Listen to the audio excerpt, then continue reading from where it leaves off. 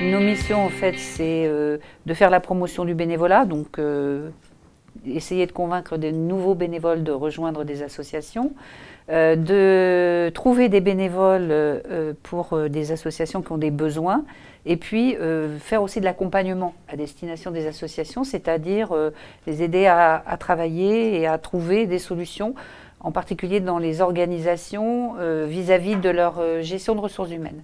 Je suis bénévole donc à France Bénévolat. Il y a 140 000 bénévoles sur la région nantaise, ce qui est très important. Là-dedans, il y en a 90 000 qui sont associatifs, ceux dont nous-mêmes nous occupons directement. Il y en a 15 000 qui appartiennent à d'autres organisations comme des partis politiques, des syndicats, et 35 000, oui c'est bien ça, 35 000 qui font du bénévolat direct. Il y a aussi ce qu'on a constaté entre la période avant la Covid, grosso modo, on recevait 1000 personnes qu'on accueillait, qu'on orientait en fonction de leur disposition, de leur disponibilité surtout, et de leurs compétences, de leur goût. Et ce chiffre est passé à 1300 bénévoles l'année dernière, donc depuis la période de Covid. Donc une augmentation de 30% d'accueillis. Mais si on prend sur le nombre de personnes qu'on a vraiment orientées vers des associations, sur les 1000 personnes qu'on recevait auparavant, on en orientait la moitié. Sur notre réseau de 200 associations, il y en a grosso modo un tiers qui fonctionne comme elles fonctionnaient auparavant, un tiers à moitié plutôt 50-70%, et encore un tiers qui lui est à l'arrêt. Alors on aide essentiellement les associations du domaine social, comment dire, culturel, enfin très peu on va dire pour faire le complémentaire, très peu les associations sportives, sauf quand ce sont des associations sportives qui s'occupent de publics avec des difficultés, comme des gens qui s'occupent de personnes en situation de handicap ou des choses comme ça.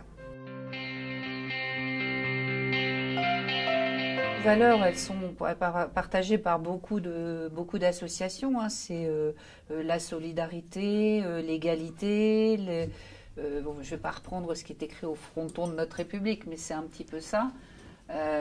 Nos principes d'action, c'est de travailler sur le terrain, donc vraiment favoriser la proximité, développer le partage et aussi la coopération. On essaye beaucoup de développer des projets interassociatifs qui permettent à plusieurs associations de travailler autour d'un projet.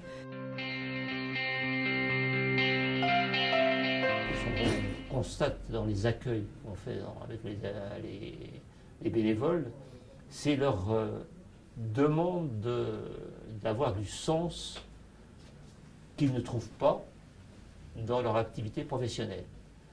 Et ça, c'est quelque chose, c'est là aussi quelque chose qui a changé fondamentalement entre avant la Covid. Il y avait déjà 19% des personnes qui étaient dans des entreprises qui trouvaient qu'elles n'avaient pas de sens dans leur activité professionnelle, et c'est passé à 38% depuis la Covid. Enfin, c'est un sondage qui vient juste de sortir, et ça, on le reçoit de plein fouet. Et à chaque fois, la demande, c'est je veux me sentir utile pour les autres, pour des personnes qui en ont besoin, pour aider à l'insertion de ceux qui sont les plus exclus, etc.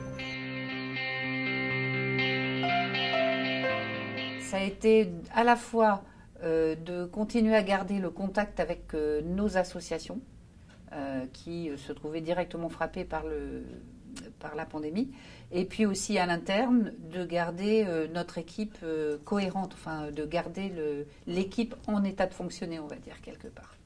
Donc pour ce qui concerne l'interne, on a mis en place des dispositifs numériques pour pallier à l'incapacité de se réunir physiquement. Donc on a fait des réunions d'abord en audio, puis en visioconférence, toutes les semaines.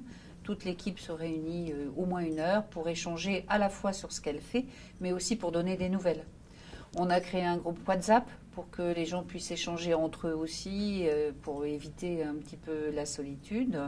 Et on a mis en place pas mal de groupes de travail à l'interne de l'association pour qu'il y ait une dynamique qui reste en œuvre, même malgré, on va dire, le confinement. Et les gens ont travaillé par petits groupes, par téléphone ou par visio. Pour ce qui concerne nos associations, on a des personnes qui s'appellent des référents qui ont on va dire un portefeuille d'associations en responsabilité.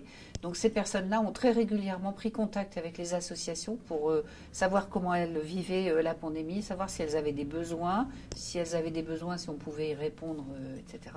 Donc ça a été fait très fréquemment. On a aussi mis en place ce qu'on a appelé les réseaux cafés, qui se tenaient tous les 15 jours et qui réunissaient les associations qui avaient envie simplement de parler et d'échanger sur comment elles vivaient la crise sanitaire. Donc c'était vraiment pour c'est pas un groupe de parole, mais c'est un peu dans cet esprit-là, pour que les gens rompent la solitude, et en particulier les dirigeants de l'association. Ah, moi, je suis totalement confiant dans l'avenir du bénévolat, parce que c'est un mouvement de fond qui existe depuis